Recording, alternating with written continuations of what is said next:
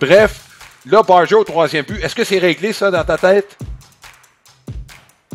Écoute, là, j'ai assez poussé pour que ce gars-là joue tous les jours. Puis là, je le regarde frapper gros circuit de 3 points dimanche qui a changé complètement l'allure du match. Au jeu!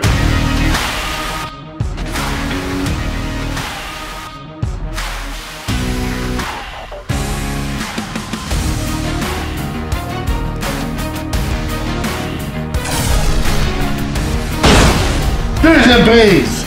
Compte complet! Le balado Côte complet est présenté par Don Match, à Boucherville et au Saguenay, votre centre d'entraînement et boutique de baseball avec cage de frappeur intérieur et lance-balles. Fier partenaire de votre passion. Voici vos animateurs, Alain Huseau et Marc Griffin. Bienvenue à Compte complet. Nous sommes rendus déjà au mois de juin. Le tiers de la saison est déjà derrière nous. Alain Huseau en compagnie de Marc Griffin. Ce qui nous attend aujourd'hui, on va revenir sur probablement la série la plus attendue de ce premier tiers de la saison. Ça vient tout juste de se dérouler entre les Yankees de New York et les Dodgers de Los Angeles. Est-ce qu'il y a des leçons à tirer sur une série de 3 matchs? On aura l'occasion d'en parler. Le Messi est arrivé à Kansas City. Ben oui, on en a parlé, ça fait pas longtemps, donc on en a cruellement besoin. C'est pas une garantie que ça va fonctionner. Ça aussi, on va en parler. Les Mets de New York, une expérience à voir. On a vu ça au Japon, une rotation à 6 lanceurs. Des blessures, encore une fois, là, ce sont des Braves et des Diamondbacks, 2 équipes qui avaient de grosses aspirations et qui ne jouent pas pour 500, rendus au mois de juin. Donc, de grosses inquiétudes de ce côté. On va parler aussi des équipes, Marc, de bas-fond, pardon, des bas-fonds. On a eu les White Sox l'année passée, les Rockies cette année, certaines qui partent en sachant qu'on va en perdre 100. Ça dit quoi sur le baseball actuel? Et finalement, la semaine des Blue Jays, on a fait ce qu'on avait à faire. La semaine d'Abraham Toro, il a gagné du galon. Et Marc, on va parler de l'aspect mental. On va élaborer un petit peu là-dessus. On a assisté à une scène, moi j'avais jamais vu ça, un joueur qui en pleure en plein milieu d'un match, après avoir commis 3 erreurs, Ronnie Simon, et qui ne fait même plus partie des 40 au moment où on se parle. Tout ça dans ce balado. Et évidemment, il y a aussi des entretiens qui seront disponibles au cours des prochains jours. Là aussi, on vous donnera un peu plus de détails.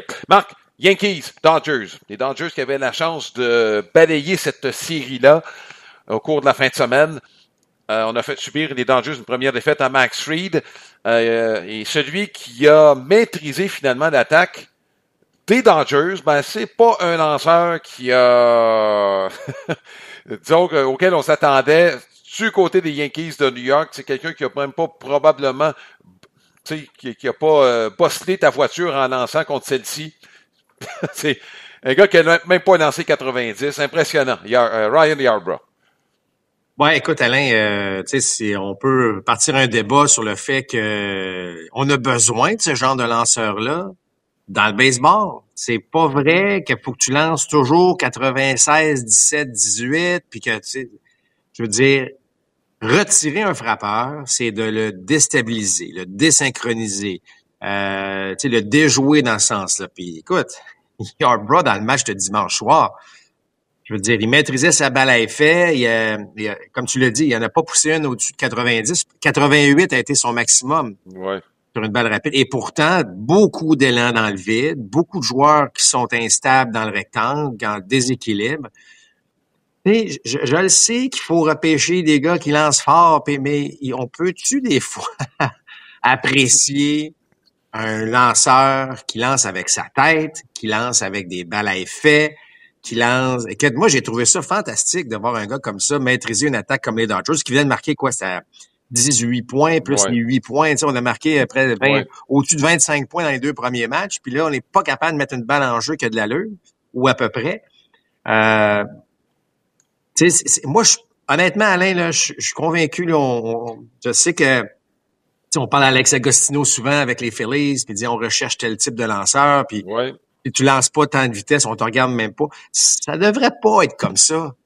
C'est un art lancé comme Yarbrough a fait, puis moi je trouve qu'il y en a pas assez, puis on tasse ces gars-là pour un gars qui lance à 96, 17, mais qui est pas capable de lancer une prise, mais on va lui montrer à lancer des prises, puis 4 ans plus tard, il est pas capable d'en lancer encore des prises, alors que t'as des gars en arrière qui lancent 88, mais qui sont quand même capables de lancer la balle à peu près où ils veulent.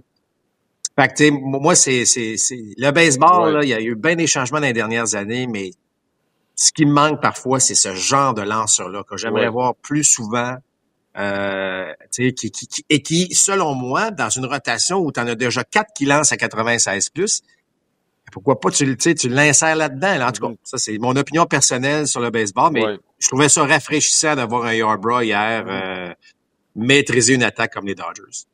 Oui, écoute, Marc, puis là, je pense que tu vas acquiescer à ce que je vais dire là-dessus, c'est que, tu sais, les équipes veulent pas rater, justement, le gars qui lance 98-99, même s'il la place pas. Randy Johnson, c'est un bel exemple. Tyler Glasnow, quand il était avec les Pirates de Pittsburgh, on savait pas s'il était pour, à un moment donné, réussir à avoir le contrôle de ses tirs. C'est pour ça qu'il est parti à un moment donné. Les Rays en ont fait un lanceur de premier plan.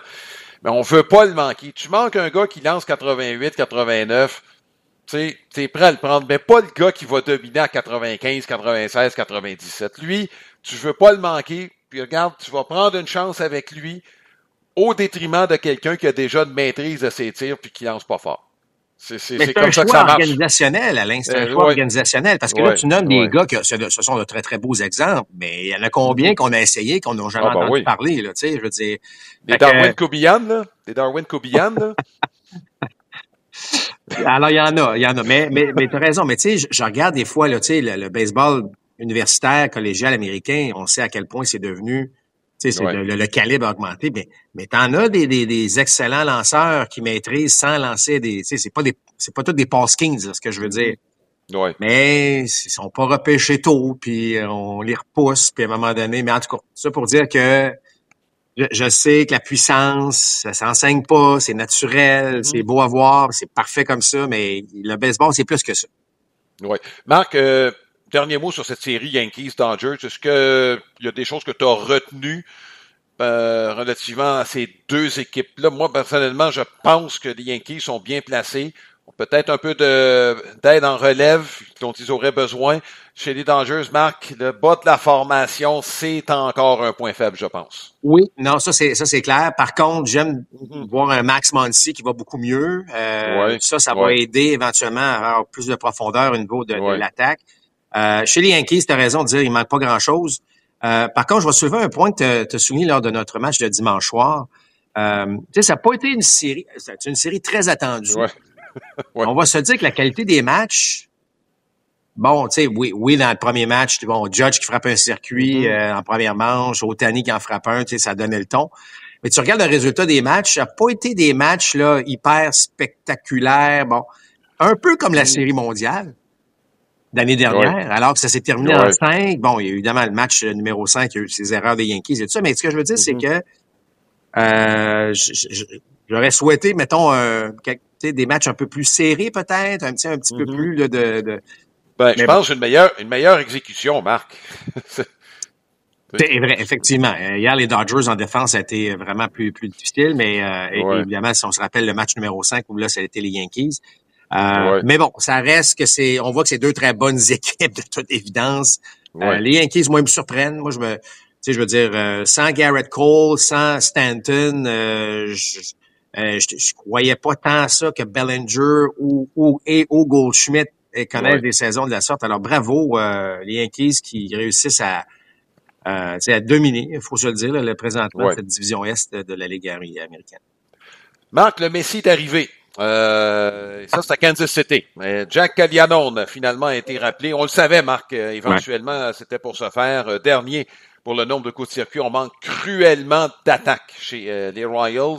C'est un peu dommage parce que le personnel de lanceur va très, très bien de ce côté. 15 circuits depuis le début de l'année, 6 en 12 matchs au niveau 3A avec un MPP au-dessus de 1000. On n'est pas certain encore s'il est capable de maîtriser des balles à effet, mais Marc, si on ne l'essaie pas, on n'améliorera pas notre sort sur le plan de la puissance des Royals. Le fruit était mûr. C'est un gars, ça fait pas longtemps qu'il a été rappelé, Marc. C'est un gars qui aurait pu lancer aussi. C'est un colosse. C'est un solide gaillard. Et tous ceux qui l'ont côtoyé, Eric Cerantola nous en a parlé lors de l'entretien. Marc a dit que ce gars-là, c'est ça. C'est un bonhomme impressionnant. Il s'agit de voir maintenant si il va être capable d'avoir un impact. Marc, c'est beaucoup lui demander. Oui, t'as raison. Moi, je pense que son petit séjour au niveau 3A a convaincu tout le monde. Là, c'est que là, on sait comment ça fonctionne. C'est qu'au niveau 2A, ce sont tes meilleurs joueurs d'avenir. Ouais. Donc, ce sont t'affrontes d'excellents lanceurs qui ont des bras, on en parlait tantôt, là, des bras puissants, mais qui manquent à peaufiner un peu leur jeu. Et il a été dominant. Là, on l'a envoyé au 3A pour se dire, bon, des vétérans, des gars qui ont un peu plus d'expérience, qui ont peut-être une petite tasse de café dans le baseball majeur. Donc, on veut voir. Mais, tu sais, Alain, il a répondu, là. 6 et 5, 250 livres, c'est un athlète, il frappe. Oui, il est vulnérable pour le retrait sur des prises ou des élans dans le vide, mais Alain, tu sais, je regarde les Royals, là, on n'a pas marqué 200. Il y a 3 équipes qui n'ont pas marqué encore 200 points. Les Royals font partie de ces équipes-là. On n'a pas de puissance. Bobby Witt Jr. connaît une très bonne saison, mais un peu moins de coups de circuit. Pasquantino n'a pas la puissance des années passées. C'est sûr que c'est une pression, parce que c'est un peu l'étincelle qu'on avait besoin là, chez les Royals. Alors, il arrive dans des conditions un peu, effectivement, en essayant de sauver un peu la situation. C'est pas des conditions nécessairement idéales, mais par contre, ça peut aussi être très motivant. Ça peut l'amener à peut-être que c'est le genre de joueur qui est capable d'exploiter ses forces dans ces moments-là. Mais c'est bon pour le baseball. Tu sais, c'est vraiment. Lui, Alain, il a été repêché tout récemment, mais c'est pas de première ronde, 6e au total. Exact. Alors, qui a été repêché avant cette année-là? Est-ce que tu te souviens rapidement? Oui, ben écoute, moi je me souviens de Gordon avec Condon, c'est-à-dire avec les Rockies, parce que c'est lui qu'on disait qu'il était le meilleur frappeur. Travis Bazana, l'Australien Bazana, qui a été le premier choix. Exact. Et parmi ceux qui ont atteint le baseball majeur dans les choix de première ronde, il y en a 2. Cam Smith, qui était le premier choix de première ronde d'avoir atteint les majeurs. Il a été pêché par les Cubs, mais c'est pas avec les Cubs qu'il a fait ses débuts. Lui a fait partie de la transaction pour Kyle Tucker. Et Nick Kurtz, avec des Aces qui commençaient à bien frapper, Marc, jusqu'à ce qu'il se retrouve malheureusement sur la liste des joueurs blessés. On aurait eu besoin de son coup de bâton en fin de semaine contre les Blue Jays de Toronto. Et Marc, juste une petite note sur Kelly Arnold, c'est que au niveau 2A, on l'utilisait comme premier but, mais on l'a préparé, Marc. Et écoute, fallait pas connaître vraiment le baseball quand on a libéré Hunter Renfroe, là, pour savoir que au champ droit, éventuellement, c'est Kelly Arnold qui allait là parce que c'est là qu'il a joué au niveau 3. Ouais. Oui, puis tu l'as dit, on l'a préparé. Le premier but, semble-t-il, plus naturel, mais non, ça, tu t'en vas dans le champ comme voltigeur. Et puis, effectivement, tu sais, Alain, pas plus tard qu'il y a une semaine, lorsqu'on a présenté cette balado, on vous le disait que ça allait probablement se faire avant notre prochain. C'est arrivé sans surprise, finalement. Là. Exactement. Marc, expérience à 6 lanceurs partants. C'est que les Mets, il y en a un qui revient, c'est Blackburn. Difficile de retirer ceux qui étaient déjà là. Les Mets lancent très bien, donc et ça va bien, on gagne. J'ai hâte de voir ce que ça va donner, dis-je. Ça va faire des petits, d'autant plus que au mois de juin, on pense que Montas et Manea pourraient revenir. Et on a le luxe de les préparer tranquillement et pas faire comme les Orioles ont fait avec Kyle Gibson, de le précipiter au retour. Gibson, qui a d'ailleurs trouvé une équipe, Marc, les Rays de Tampa, mais les Rays, c'est un contrat des ligues mineures qu'on lui a donné. Donc, tu vas prendre ton temps, tu vas faire les choses à notre manière, puis si on est capable de faire de tours avec toi, tu vas revenir. C'est un peu la façon que les Rays fonctionnent. Mais pour les Mets, écoute, on pourrait se retrouver avec 8 lanceurs partants dans la formation. C'est tôt dans la saison, mais est-ce qu'on regarde à long terme en faisant ça? Ben, moi, Alain, il faut être en mode solution. Ce que je veux dire par là, c'est que regarde le nombre de lanceurs qui se blessent. Là. Ben oui.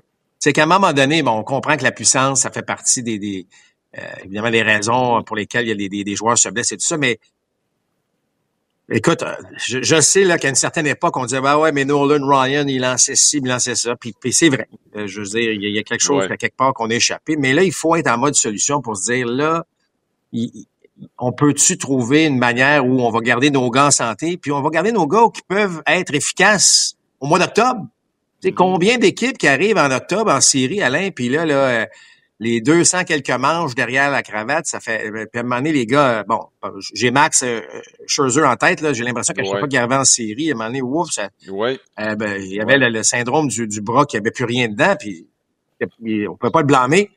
Fait que, ça me surprend que les équipes l'ont pas fait bien avant puis de façon régulière. Tu sais, vraiment de l'essayer. Là, je sais que probablement que lorsque des équipes ont tenté de le faire, il y a des vétérans lanceurs qui disent, alors, moi, je lance, c'est pas vrai que je vais lancer, avoir 5 jours de congé avec mes départs, j'en veux 4, c'est comme ça. Bon. Mais à un moment donné, tu sais, le gros bon sens, peut-être que c'est ça que ça prend, là. C'est une journée de plus de repos. Est-ce que ça va permettre aux bras d'être un peu plus en santé à la fin de la saison? Moi, je trouve pas ça fou du tout comme idée, là. Si on peut se le permettre en plus, pourquoi pas? Oui. Écoute, ça se fait au Japon. Est-ce que c'est convaincant? Difficile à dire. Moi, j'ai hâte ce que ça va donner. Puis, en plus, comme je le mentionnais, ça va bien pour les Mets. C'est un bon moment pour le faire. Ouais. C'est un bon moment pour le faire. On a le personnel pour le faire. Donc, c'est une expérience, je pense.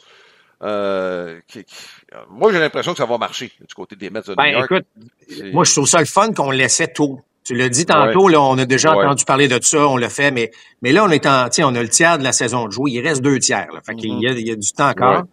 Et on verra là si au mois de septembre la rotation des Mets est dominante, on va c'est sûr qu'il y en a qui vont commencer à imiter ou copier là, cette façon de faire. Oui. Et Marc, je veux juste revenir sur les joueurs qui ont fait leur début cette année dans le baseball majeur. Il y en a un de deuxième ronde qui avait commencé la saison avec les Angels, le lanceur Ryan Johnson. Oui, c'est vrai. Qui était retourné dans les ligues mineures. Donc, ça fait déjà moins d'un an après le repêchage de 2024 là, qui ont gradué cette année. Tendance qui va aller en s'accélérant. Ça, vous pouvez en être certain. Puis même, moi, je prévois, Marc, des choix plus tardifs qui pourraient surprendre des gars qui viennent d'être repêchés après 4 années d'université. Là. Ces gars-là ont 22-23 ans avec une maturité. Puis, il y en a qui s'ajustent plus vite que d'autres. Regarde, absolument. Oui, tout à fait d'accord avec toi, Alain. Je regarde ce qui se passe. D'ailleurs, ça va être intéressant le prochain repêchage. Il y a quelques gars des Canadiens, dont Antoine Jean, là, dans lequel d'ailleurs j'ai fait une entrevue cette semaine. D'ailleurs, ça va être disponible jeudi là pour un compte complet entretien. Antoine Jean qui a connu une saison remarquable. Alors, lui, c'est le genre de gars qui pourrait, là, si jamais se fait repêcher, ça pourrait pas nécessairement tarder là, ses débuts dans le baseball majeur éventuellement. Je veux pas lui mettre de la pression, mais ce que je veux dire, c'est que ce type de joueur-là, effectivement, Alain, tu regardes, on élimine de plus en plus des équipes affiliées. C'est pas fini cette affaire-là, ça va se poursuivre. Alors, les programmes universitaires s'adaptent aussi, puis ça paraît. Puis là, les joueurs sont de plus en plus prêts à venir aider les équipes des majeurs, là. Oui, maintenant, j'ai hâte de voir si les salaires des instructeurs vont augmenter éventuellement et si, à un moment donné, on va arriver à quelque chose qui ressemble à ce qui se fait au football. Vous savez qu'au niveau universitaire, au football, les instructeurs sont très, très bien payés. Et dans la Ligue nationale de football aussi. Baseball majeur, pas sûr qu'on s'est ajusté à cet effet-là. Peut-être que les formateurs mériteraient d'avoir un peu plus de considération. C'est le temps de la question de la semaine présentée par Sylmar Autoville. C'est votre détaillant pour les pneus de voitures et de camions classiques et antiques. Je vous invite à consulter le www.sylmar.ca. On revient sur la série spectaculaire qu'on a eue entre les Dodgers et les Yankees, très attendue. Évidemment, ça mettait en vedette Shohei Ohtani et Aaron Judge. On vous met dans la peau d'une équipe qui commence. Vous choisissez qui? Donc, pour partir votre équipe, Shohei Ohtani, puis même en le considérant comme lanceur, ou Aaron Judge. Donc, on vous invite à mettre vos commentaires, à les écrire sur notre page Facebook, facebook.com/compte complet balado. Vous pouvez aller directement aussi sur notre site internet comptecomplet.com. Le baseball, c'est plus qu'un divertissement. Après des mois d'inactivité, on veut bouger sur des terrains de balle. Rendez-vous au baseballquebec.com. Débranche tout et on va jouer dehors. Ce sera ton été de baseball. Alain, c'est le moment de souligner notre partenaire principal pour ce balado compte complet. C'est Plan de Match, cette magnifique boutique de baseball. C'est à Boucherville. Il y en a également une maintenant dans la belle région du Saguenay. C'est à Jonquière. À Boucherville, vous avez également cache de frappeurs, cours privés qui sont disponibles aussi. Alors, Plan de Match. Allez sur la boutique en ligne. Également, vous pouvez trouver tout l'équipement nécessaire pour votre saison de baseball. Et je vous rappelle également, la meilleure façon d'en savoir un peu plus sur notre balado, visitez notre site internet qui est le www.comptecomplet.com. Marc, on devrait avoir une section blessures à chaque semaine. Et les deux principales qu'on a retenues, à tout le moins, impliquent des équipes qui se cherchent. qui ne jouent pas pour 500, les Braves d'Atlanta et les Diamondbacks de l'Arizona. Ces deux équipes-là avaient des attentes plus élevées là, que de ne pas jouer pour 500 rendu au début du mois de juin. Et là, on vient de perdre du côté des Braves de façon définitive le reste de la saison. A.J. Smith-Shawver qui avait montré de très belles choses cette année en appui avec Sale principalement. Chris Sale qui connaissait une très très bonne saison et Strider qui est revenu. Et du côté des Diamondbacks, c'est Corbin Burnes. On n'a pas encore la confirmation de la nature exacte de la blessure. Raideur au coude, c'est jamais bon signe. De ce côté-là, Marc, c'est inquiétant de part et d'autre. C'est deux dossiers qui sont effectivement inquiétants et différents par contre. Dans le cas des Braves, j'ai pas aimé comment ça s'est déroulé cette affaire-là, mais je vous explique rapidement. C'est que on l'a vu là après un certain lancer, c'est contre Trey Turner. Il y a un lancer précis, c'est un changement de vitesse. Et il a fait des gestes avec son bras et personne n'est allé le voir au monticule. Alors que, tu sais, je veux dire, Alain, quand tu vois un lanceur commencer à faire des drôles de mouvements avec ton coude, ton bras, demande un temps d'arrêt. Là. Fais juste aller vérifier. On l'a pas fait et ça a pris un Spencer Strider qui est allé le voir lui-même, l'instructeur des lanceurs et le gérant pour dire « Hey, les gars, moi, je l'ai subi cette opération-là. Là. J'ai eu des maux de bras. Là. Ça vaudrait la peine. » Tu sais, il a effectué 2 lancers supplémentaires après ça. Pour finalement, on est allé le voir. Je trouve que ça les Braves paraissent pas bien là-dedans. Ouais. Puis je blâme pas le gérant parce que le gérant, je peux vous dire une chose, il y en a des choses à regarder. Là. Oui, il y a son lanceur, mais il y a toutes sortes de choses qui se déroulent dans un match, il y a des décisions. Moi, je pointe surtout l'instructeur des lanceurs. Ouais. Son rôle, c'est de regarder chaque lancer, qu'est-ce qui se passe, la réaction du lanceur, tu sais. Puis de pas avoir réagi immédiatement là-dessus, moi, je me pose des questions, puis regarde, là, on se rend compte que c'est une blessure qui était importante, va subir une opération. Tu sais, ça fait... regarde, Alain, c'est pas nouveau, là, les blessures des lanceurs. Faut être hyper prudent, faut considérer chaque douleur, chaque geste posé, qu'est-ce qui se passe là-dedans. C'est la carrière du joueur qui en dépend, là. Puis là-dessus, c'est ça. J'ai trouvé qu'on était un petit peu lent. Est-ce que si on l'avait enlevé, il aurait pas subi cette blessure-là? Probablement pas, mais on peut pas laisser un gars qui a probablement un ligament déchiré, il a effectué 2 ou 3 lancers supplémentaires. Là. Tu comprends? J'ai un petit peu moins aimé cette réaction des Braves-là. Ouais. Mais ceci étant dit, bon, si tu veux, ça fait maintenant partie du sport. Et dans le cas de Corbin Burnes, ce sont ses paroles qui ont plus frappé l'imaginaire alors qu'il semblait avoir dit au soigneur là, qui est allé rejoindre au monticule, il dit « Mon bras est mort, mon coude est mort ».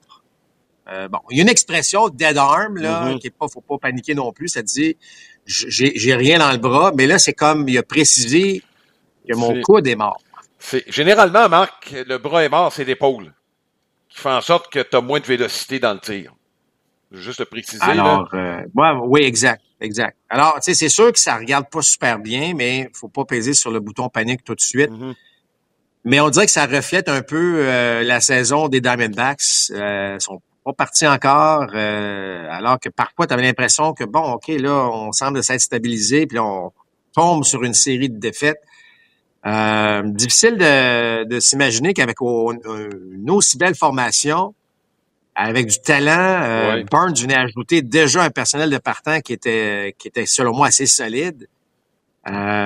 Écoute, là, on est pris avec ça, on est pris avec un certain problème. Mais dans le cas de Burnes, c'est sûr que ça regarde pas bien. Et c'est sûr, Alain, que même si c'est pas si pire son affaire, il va rater 3-4 départs. Tu sais, je veux dire. Alors, tu sais, un autre gars que tu mets sur un contrat à long terme, un gars qui est convoité, là, est-ce que les Blue Jays, est-ce que les Orioles, ou en fait les équipes qui convoitaient ses services se disent bon, mais au moins, parce qu'on peut jamais prévoir des blessures comme ça. C'est clair. Écoute, chez les Braves, c'est pas compliqué. On lance bien depuis le début de la saison. Il y a des gars à l'attaque qui fournissent pas. On a un rendement global en bas de la moyenne. Et du côté des Diamondbacks, c'est un peu comme l'année passée, on frappe. De ce côté-là, on frappe du côté des Diamondbacks, mais au monticule, Marc, surtout en relève, là, on a énormément de problèmes. Et en fait, le meneur pour le nombre de sauvetages en relève, je te le donne en 1000, c'est Shelby Miller. Fallait bien que je faufile son nom à quelque part à un moment donné, là. Mais Shelby Miller, le meneur pour le nombre de sauvetages, ça devrait pas être lui, en principe. Là. C'est par défaut que ce gars-là se retrouve comme releveur numéro 1. Là, avec, même si je te dis pas qu'il y a de mauvaise saison. Je te dis juste que c'était sûrement pas le plan numéro 1 quand ça a commencé cette saison-là du côté des Diamondbacks de l'Arizona. Marc, on va parler d'une équipe qui va pas bien, mais vraiment pas bien, mais vraiment, vraiment, vraiment pas bien. Les Rockies du Colorado. En fait, ce qui t'inquiète vraiment, c'est cette tendance. En fait, à chaque année, il y a des équipes, tu commences et tu sais qu'ils n'ont pas de chance de gagner. On souhaite un changement éventuellement et peut-être qu'il y en aura-t-il un. Malheureusement, est-ce que ça va passer par une grève, je ne sais pas, mais tu sais, bon, évidemment, tu as des équipes là, qui sont en haut, puis qui ont de l'argent, puis tout ça. Et là, les Rockies, qui ont dépensé, ceci dit, mais très, très mal dépensé. Bon, je pense que Chris Bryant est en haut de la liste. Mais du côté des White Sox de Chicago, ça, c'est une mauvaise gestion, on va le dire, là, des actifs qu'on avait il y a 3-4 ans. Et le propriétaire qui se mêle de ce qui ne le regarde pas. Mais c'est... Je sais pas comment mélanger ça, parce que là, on parle d'équipes qui avaient quand même un minimum d'argent, et t'as l'autre, les Marlins, qui, eux, n'essayent pas de gagner, comme les Pirates l'ont pas essayé pendant quelques années. En fait, qu'est-ce qui est pire, Alain?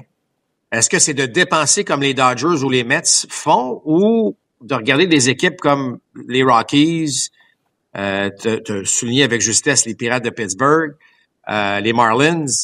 Et qu'est-ce qui est pire pour le baseball? T'sais, parce que si tu avais à rétablir un certain équilibre, tu niveleras pas par le bas, là. Non. Fait que on peut blâmer évidemment les Dodgers de dépenser, mais le spectacle est pas mal plus fun du côté des équipes qui dépensent. Bon, est-ce qu'il y a un juste milieu à ça? Absolument, mais moi je pense, Alain, faut améliorer cet aspect-là du baseball. Là. Ça fait 2 années de suite qu'on a des équipes qui changent la donne. Là. Écoute, Alain, là, t'es dans un passage à vide, que ce soit individuel ou en équipe, t'affrontes les Rockies, ça règle tous les problèmes. Là. Regarde les Mets, Juan Soto allait pas super bien, oups, ça affronte des Rockies, là, soudainement, là, bon, il est reparti un peu. J'exagère à peine, là, mais c'est un peu ça, là. Concrètement, ça va pas bien. C'est pas bon pour le baseball. Il y a rien de bon là de voir des équipes comme ça. Puis là, les A's en plus qui se retrouvent dans une situation difficile en jouant à Sacramento. Puis là, écoute, on est vraiment dans un passage à vide où là, tu as l'impression que là, ça devient de plus en plus difficile. Alors, je sais pas, est-ce que c'est à défaut d'avoir un plafond salarial, est-ce qu'on devrait avoir un plancher? Puis une fois que tu as un plancher, là, il faut que là, comme tu l'as dit tantôt, il faut que tu gères comme du monde, ton équipe. Ouais. Mais tu sais, on devrait pas avoir des équipes, si faibles que ça dans le baseball. Je veux dire, l'histoire nous le dit, Alain, là, les White Sox ont battu des records de plus de plusieurs années l'année passée. Et là, c'est au tour des Rockies de pousser ça à un autre niveau. Écoute, t'as pas 10 victoires après 59 matchs de jouer. C'est comme on est ailleurs. Oui. Et dans le cas spécifique des Rockies, on a déjà analysé, Marc, le très mauvais repêchage de cette équipe-là. On a mal dépensé. Quand l'année a commencé, je pense pas qu'on pouvait s'attendre à un cauchemar comme celui-là quand on évaluait l'équipe. Il y avait des actifs qui semblaient intéressants. Le meilleur frappeur de loin de l'équipe, c'est un ancien choix de première ronde, c'est Jordan Beck. C'est le meilleur frappeur de l'équipe au moment où on se parle. Parmi les autres actifs, tu as Hunter Goodman qui est derrière le marbre, qui est appuyé par Starling, tu disais c'est correct. Ryan McMahon, au 3e but, qui était potable. Tovar, c'est autour de lui qu'on a bâti l'équipe. Tu avais Brenton Doyle, tu disais Nolan Jones, mais là on l'a échangé, Nolan Jones. Sauf que, Marc, il n'y a personne, tout le monde en même temps s'est mis à jouer comme si on jouait à Seattle. Tu sais, on est passé du meilleur stade de frappeur là, au pire. C'est à peu près, c'est épouvantable. Tu sais, c'est pas normal qu'une équipe du Colorado, aussi mauvaise soit-elle, soit parmi les dernières dans le baseball majeur pour des points marqués. Moi, j'ai jamais vu ça. Là. Mais tu sais, ça doit dire quelque chose que si tout le monde tombe dans un passage à vide dans la carrière en même temps, il doit y avoir quelque chose qui fonctionne pas là, avec cette organisation-là. Là. En tout cas, moi, c'est sûr que, tu sais, on aime la parité, même si, tu sais, dans le baseball, je sais que, tu sais, il y a des équipes qui dépensent plus que d'autres, là, on le sait, là. Mais tu regardes les gagnants des séries mondiales des 10 dernières années, on répète pas souvent. Fait que il y a une certaine parité à ce niveau-là, mais je comprends, là, qu'évidemment, au niveau des masses salariales, il y en a pas de parité, là. Mais, ça reste qu'il y a des équipes qui sont créatives. Tu sais, je regarde Cleveland qui est encore là, puis il y a plein d'exemples d'équipes qui réussissent avec des budgets restreints, à être créatifs puis à faire des choses. Fait que ça se fait. Fait que l'excuse de dire que on n'a pas d'argent ou on n'a pas ci, on n'a pas ça, tu sais, j'embarque pas là-dedans. Là. Moi, c'est une bonne gestion, prévoir des choses. C'est sûr qu'il y a des blessures, puis parfois il y a des choses que tu contrôles moins, mais tu peux pas avoir des équipes dans la meilleure ligue au monde, qui ont même pas l'air à la bonne place, là. Tu sais, tu peux pas avoir ça. C'est pas une saine gestion, là. Ouais. Puis, Marc, évidemment, est-ce que tu pouvais prévoir, Michael Toglia viendrait de retourner dans le baseball mineur, il fait pas pour 200. Ryan McMahon n'a même pas un MPP de 500 à l'étranger. Tovar a été blessé. Il y a un paquet de trucs qui sont, tu sais, Chris Bryant, Marc, je ne sais pas s'il va rejouer, là. Bien honnêtement, la blessure au dos, c'est chronique. Ce sera jamais le Chris Bryant qui était avec les Cubs de Chicago. On est prêt avec. Tu sais, c'est un mélange. C'est pour ça, moi, je pense des Rockies. Je comprends ce que tu dis. Dans une catégorie qui n'est pas la même que celle des Marlins, là, on n'essaye même pas, là. Exact. C'est deux dossiers différents, je pense. Ouais. Un qui relève de l'incompétence et une autre de la volonté de faire de l'argent au détriment du rendement sur le terrain. Je pense qu'il y a une différence à faire entre les deux. Mais ce qu'on peut souhaiter pour partisans des Rockies, c'est que ça se replace minimalement là au cours des prochaines semaines, parce que c'est 9 victoires là, après 2 mois et après le tiers de la saison. C'est même pas 30 victoires au bout de l'année. Je peux pas croire qu'on se rendra pas à 30, là, mais même 40. Enfin. Écoute, Marc, on verra. Mais on pensait avoir vu le pire l'année passée avec les White Sox de Chicago. C'est ça qui est renversant là-dedans.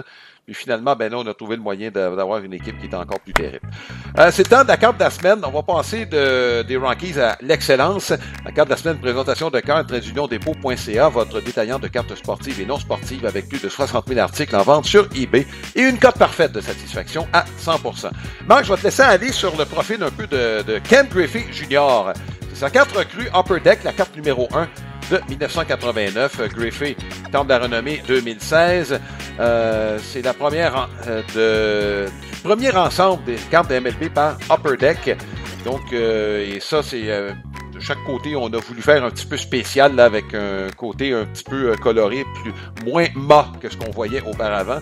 Marc, je veux que tu me parles de Ken Griffey parce que souvent, t'as toujours été, puis moi je te vois quand tu parles de Ken Griffey, même à l'extérieur des ondes, là. Et c'est un élan, Marc, que tu, même dans tes plus beaux rêves, que t'es, en tout cas, qui est difficile à reproduire. Puis moi, j'aimerais que tu me dises un petit peu techniquement, comment ça se fait qu'un gars comme Griffey, qui avait des belles habiletés naturelles, il aurait pu être demi-offensif au football en passant, là. C'est son père qui lui a dit finalement, tu veux-tu jouer 15 ans au baseball ou moins de 10 ans au football? C'est comme ça que ça s'est réglé.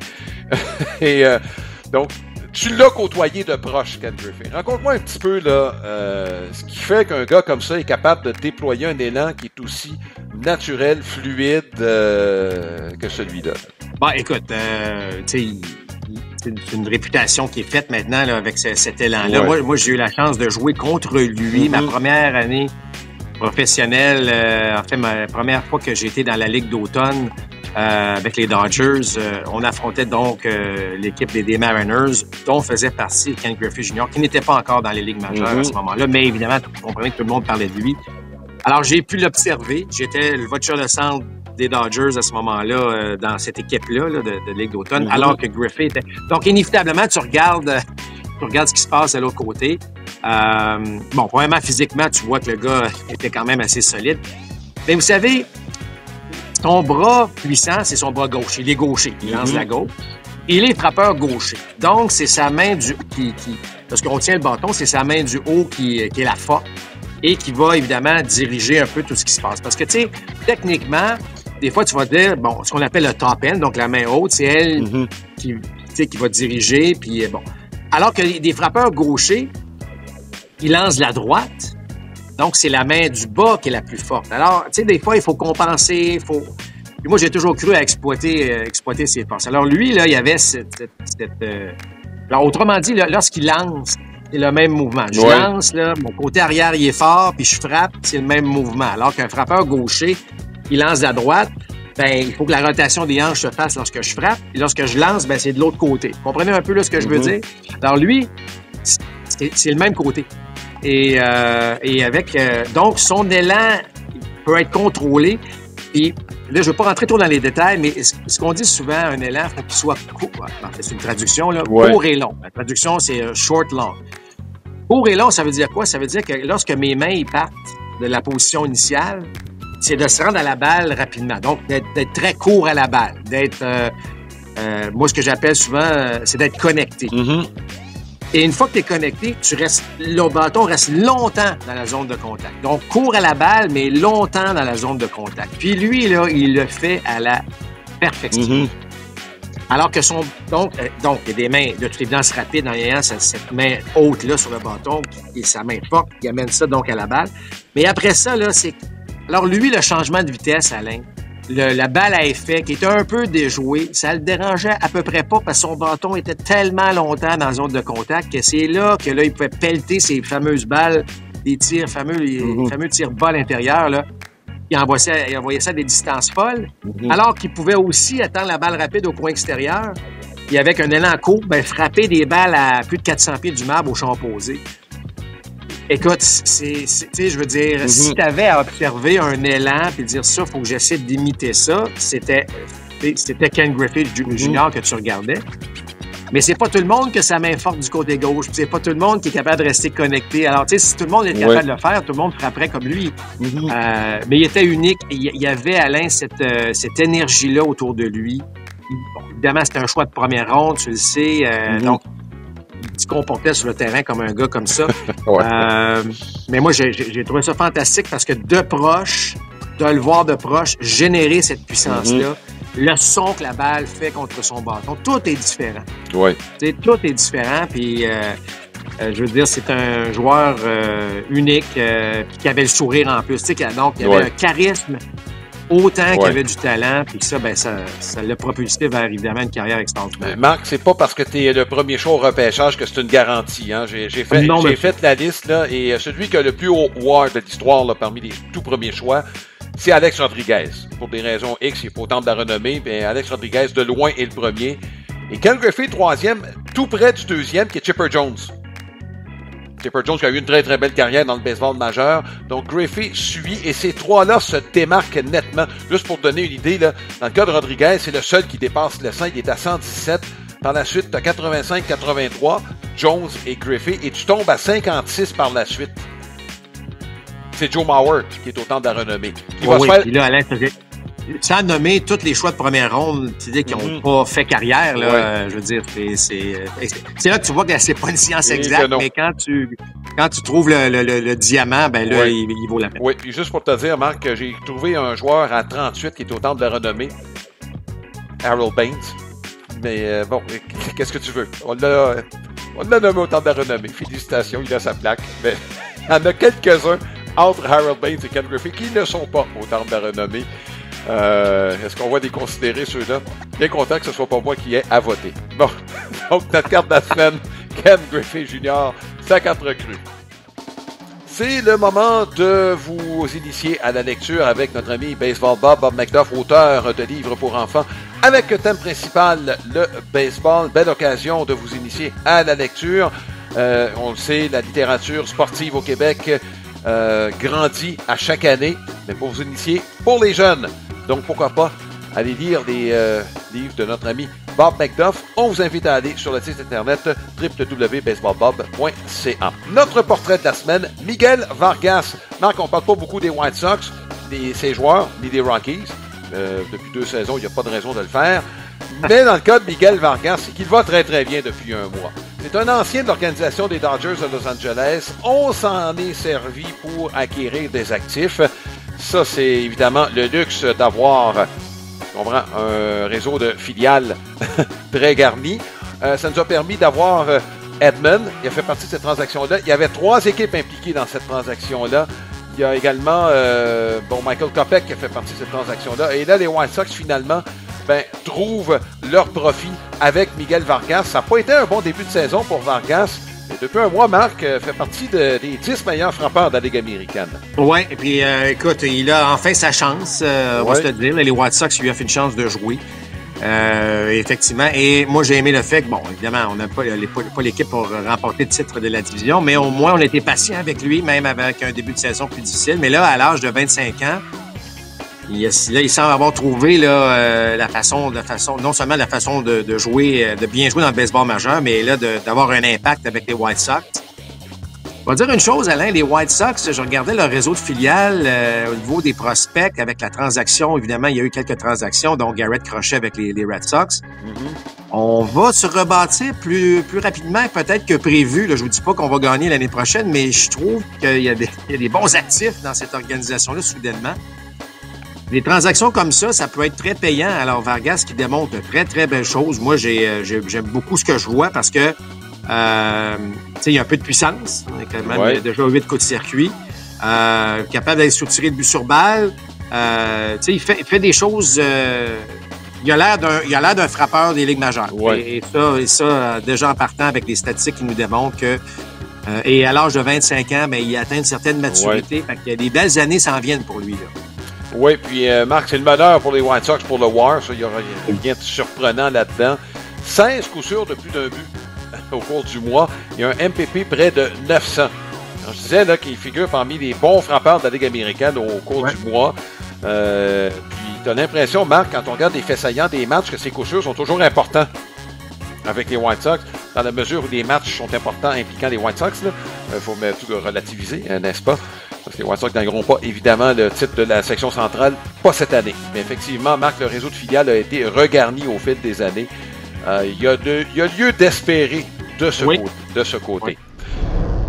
Marc, la semaine des Blue Jays de Toronto, on a fait ce qu'on a à faire. On a battu les A's d'Oakland, balayé. Ça, c'est pas facile de balayer une série de 4 matchs. On a profité du fait qu'on a énormément de problèmes en relève chez les A's. Il y avait quelques absents, dont Nick Kurtz, qui venait de commencer à éclore. Je pense qu'il faut bien le dire, Marc, là. C'est un gros gaillard. Ça a pris du temps avant qu'il prenne ses aises et avait frappé quelques longs circuits avant justement d'être placé sur la liste des joueurs blessés. Bref, là, Barger au 3e but. Est-ce que c'est réglé, ça, dans ta tête? Écoute, là, j'ai assez poussé pour que ce gars-là joue tous les jours. Puis là, je le regarde frapper. Gros circuit de 3 points dimanche qui a changé complètement l'allure du match, qui a permis aux Jays de l'emporter. Absolument, là. Dans mon livre, à moi, ça, c'est réglé, là. En tout cas, ce gars-là, faut qu'il joue. Moi, j'aime l'énergie que ces jeunes-là apportent. Là, c'est Clement qui s'est réveillé. Écoute, c'est des... T'as besoin de ce genre de joueurs-là, Alain, pour supporter, ce qu'on appelle un peu le cœur de l'équipe. Écoute, il y a des choses intéressantes, mais les Blue Jays, tu l'as très bien dit, il fallait qu'ils remportent la série contre les A's. Ils l'ont fait par balayage. C'est le genre d'équipe que tu dois battre. Si tu veux rester dans la course, il faut que tu battes des équipes comme ça. Ils l'ont fait. Il y a un bon test au cours des prochains... Enfin, là, ce sont les Phillies qui arrivent en ville. Ouais. Mais je regardais le calendrier, Alain, des 10 prochains jours, là, 2 semaines. C'est un bon test là, pour les Blue Jays qui s'en vient. Là. Mais tu regardes Barger, là, à cette heure, t'as un gars qui peut frapper derrière Vlad. On sait que Santander était selon plusieurs la solution, mais là, ça n'a pas fonctionné. D'ailleurs, il est sur la liste des joueurs blessés. Ouais. Et là, t'arrives avec un gars comme Barger qui est capable de te faire mal. D'après moi, Vlad, plus Barger va bien, plus Vlad pourrait avoir des bons lancers. C'est même que ça fonctionne. Là. Puis, alors, tu sais, il y a des bonnes choses. Par contre, Varsho qui se blesse à nouveau. Varsho qui frappait la longue balle, mais c'est à peu près tout. Il y a beaucoup de retraits sur des prises encore. Il y a rien de facile, mais il y a un certain potentiel chez les Blue Jays de rester dans la course le plus longtemps possible. Les lanceurs partants font un travail honnête. Hoffman, après un petit passage à vide, a repris là où il avait commencé la saison. Fait que moi, j'aime ce que je vois là du côté des Blue Jays de Toronto. C'est à peu près où je les voyais à ce stade de la saison. Alors ça, c'est quand même une très bonne chose. Puis c'est sans l'apport vraiment d'Eminez qui est blessé depuis quelque temps, qui n'avait pas frappé beaucoup après la première semaine où là, il avait frappé 3 circuits. Puis Santander qui va pas bien du tout. Il y a quand même un espoir de voir ces gars-là revenir puis jouer à la hauteur de leur talent puis aider l'équipe éventuellement. Donc, pas une mauvaise chose de voir ce qui se passe. Alors, tout ça pour dire que les Blue Jays, avec l'apport des gars qui s'en viennent, qui vont revenir au jeu éventuellement, que ce soit Jiménez ou Santander, on est quand même à la bonne place. Que moi, j'ai confiance que les Jays maintiennent ce niveau de jeu-là pour l'instant. Ils ont des défis comme n'importe quelle équipe, Alain, qui sont présentement dans la course, on va se le dire. Mais c'est quand même une division Est de la Ligue américaine qui ne donne pas le rendement anticipé, là, et je parle globalement là, dans cette division-là. Marc, Ernie Clement, là, on va en parler un peu là, parce que là, je sais pas si tu le sais, c'est lui qui mène l'équipe pour le WAR. Devant Vlad Guerrero et devant tous les autres qui devraient être devant. Barger est 3e en passant. Dans le cas de Clement, là, parce que si Barger s'en va au 3e, il y a, bon, à moins qu'on le soustrait face gaucher coriace, on verra. Mais au retour de Jiménez, on fait quoi avec Ernie Clement ou on fait quoi avec Jiménez? Bon, écoute, là, Alain, ça se peut qu'on entre dans une situation, effectivement, un gaucher partant, alors que peut-être Barger, je sais pas là, comment on va. Ouais. Ça va être un beau problème, mais Clement s'est mis à frapper, Alain, puis là, il est pas arrêtable. La qualité de ses présences au bâton, il est méconnaissable du début de saison. Mais là, en agissant, en frappant de la sorte, tu vois qu'il est en pleine confiance, fait que tu le laisses là. Faut pas que tu le débarques de là. C'est clair que lui, il est dans sa zone présentement. Ça va peut-être faire en sorte qu'on va retarder ou s'assurer qu'Eminez soit vraiment prêt lorsqu'il sera en mesure de jouer. Faut pas enlever l'apport d'Eminez en défense, par contre. Je sais que c'est pas un gars qui frappait bien, là, mais que son jeu en défense ne faisait pas de doute. Mais belle énergie, tu sais. Je trouve que c'est les joueurs de soutien, on l'appelait soutien en début de saison, les Clement, les Barger, tu sais, ces gars-là amènent une belle énergie à l'équipe, alors que parfois on avait l'impression là, que c'était lourd. Là, tu sais, les problèmes de Santander au bâton, les problèmes de Vlad en début de saison, Bichette qui est la dernière année de son contrat, puis là tu sais pas trop si les Blue Jays vont. Alors là, que là, oups, tu sais, tout le monde semble avoir un peu plus de plaisir à jouer. Springer est aussi un grand responsable de cette énergie positive que l'on voit là chez les Blue Jays. Ouais. Marc, on va parler d'un autre qui a connu une bonne semaine, c'est Abraham Taureau. Il a gagné du galon à un point que Nick Sogard, qui a joué beaucoup au premier but à la suite de la blessure de Kansas, a été retourné dans le baseball mineur. C'est bon signe pour Abraham Taureau. Au cours ses 10 derniers matchs, rend pour 400. Pas compliqué, là. A connu un bon week-end. On parle pas de sa tenue au monticule non plus. Donc, dans son cas, Marc, ça s'est bien déroulé. Gagne du galon. Il force les Red Sox à le garder. Mais une chose que tu n'as pas dit, Alain, c'est que là, tu parles de 400, c'est super, vraiment, des présences de qualité. On blague un peu avec sa présence au monticule, mais tu veux ses jeux défensifs?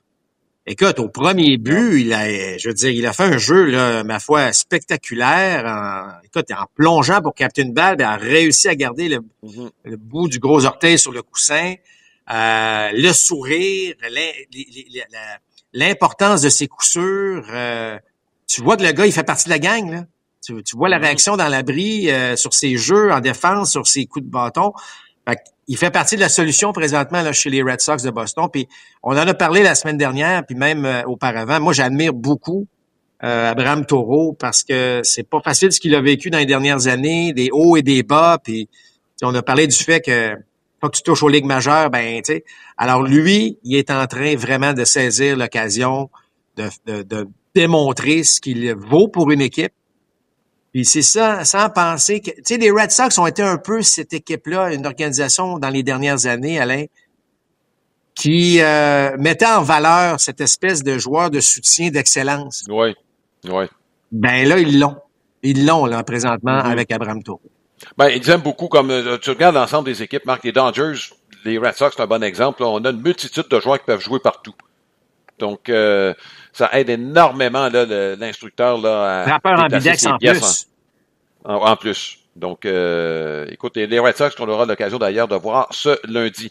Marc, on va terminer avec une scène. Moi, j'ai pas vu ça souvent. Ronnie Simon, c'est un petit joueur qui a été rappelé, en était à ses débuts avec les Marlins de Miami. Là, on l'a mis au deuxième but et a commis 3 erreurs dans les premières manches. Vraiment, là, en début de match, on a changé de lanceur et lors du changement de lanceur, il était en pleurs. C'est pas compliqué, là. Il se donnait toute la responsabilité de ce qui arrivait.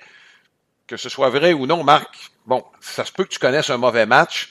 C'en était un en défense pour Ronnie Simon. Depuis, il a été retiré des 40 joueurs. Ce serait peut-être arrivé quand même. Mais toujours est-il qu'on l'a retiré du match. Marc, émotivement, il était plus en mesure de continuer, lui. Alain, ce qu'on réalise pas, Alain, c'est la pression que les joueurs se mettent sur eux-mêmes. Mm-hmm. Tu as l'occasion de jouer dans le baseball majeur, tu sais, puis il faut se le dire, là, les gars qui sont dans les ligues majeures, ils ont joué au baseball depuis qu'ils sont tout petits. Là. Je veux dire, ça fait partie, c'est leur vie là, de jouer au baseball. Tu veux atteindre les grands, tu sais, tu veux pas manquer ta chance. Tu te mets beaucoup de pression. Et en te mettant autant de pression, et là, tu arrives sur la grande scène, puis là, ben tu le sais qu'il y a des millions, parce que c'est pas juste les gens dans les estrades. Là, tu vas avoir les reprises sur les réseaux sociaux. Tu sais, je veux dire, il y a un impact énorme. Puis là, ben le gars fait tu sais, lui pense qu'il a probablement fait un fou de lui, là. Alors que, tu sais, je veux dire, oui, ce sont des erreurs, mais tu sais, il a démontré de façon, tu sais, qu'il était un très bon athlète. Il y a eu des jeux dans ce match-là qu'il a fait aussi, puis il a fait, bon. Mm-hmm. Mais là, tout s'est écroulé. Puis, je reviens sur un commentaire que j'avais déjà fait sur Mike Schmidt qui avait dit, si c'était à refaire, Mike, qu'est-ce que tu ferais différemment? Puis, il avait dit, je m'en ferais pas autant que je m'en faisais lorsque ça allait moins bien. Ouais. C'est ce que Mike Schmidt avait dit. Il dit, parce que tu vois tu sais, le match est fini, c'est plate, mais on passe à autre chose le lendemain. Tu sais, c'est facile à dire après avoir vécu ça. Tu sais, c'est pas toi qui as commis 3 erreurs, mais on s'en fait beaucoup. On s'en met beaucoup. Mm-hmm. Moi, personnellement, là, je vais le dire, là, c'était un problème que j'avais. Je m'en faisais beaucoup trop. D'ailleurs, les Dodgers m'avaient envoyé voir à l'époque, qui était un psychologue sportif, pour dire, hey, arrête de t'en mettre, là, ça n'a pas de bon sens. Y a-tu quelque chose qui fait que tu te mets autant de pression? Non, je veux juste être bon, je veux juste performer, mais c'est que ça affecte ton jeu, ça affecte ta manière de penser. Donc, dans ce cas-ci, Alain, tout s'est écroulé lorsqu'il y a eu cette conférence au Monticule, alors que lui, il a vu sa carrière probablement s'effondrer. Alors, c'est triste à voir, mais là, c'est la réalité, là. Faut pas penser, là, que t'es dans la Ligue majeure, puis t'es parfait, puis y a pas de nervosité, puis tout est beau, puis je suis là, puis je gagne de l'argent. Non, c'est pas ça, là. C'est pas ça du tout, là. Tu sais, tu veux bien faire, tu t'en fais beaucoup, puis tu t'en fais beaucoup trop. C'est clair quand tu t'en fais trop. Et ceux qui sont capables de gérer ça un petit peu mieux, ben, sont capables de passer au travers à ce moment-là, alors que d'autres sont... Puis tu sais, on a parlé d'Abraham Taureau tantôt, où je te disais que j'admirais ce gars-là. On pourrait parler d'Édouard Julien. Édouard Julien, là, goûté aux ligues majeures, gros prospect, retourne dans les mineurs, revient, va bien, va moins bien, retourne dans les mineurs. Puis, c'est un va-et-vient qui est tellement difficile. Puis là, Édouard Julien, ben, se retrouve, il est pas en train de briser la ligue au niveau 3A. Fait que là, il voit un Clemens qui va bien au niveau des ligues majeures. Puis là, tu as l'impression que tu retourneras jamais dans les ligues majeures. Fait que là, faut que tu t'enlèves ça de la tête. Faut que tu te dises que tu es encore bon puis que tu es encore capable d'aider. Puis là, tu es 0-4. Puis là, tu regardes le sommaire au Minnesota. Puis Clemens, il est 3-4 avec le coup sûr qui fait gagner son équipe. C'est pas facile. Ce que ces gars-là vivent là, mentalement, Alain, c'est dur. Là, puis...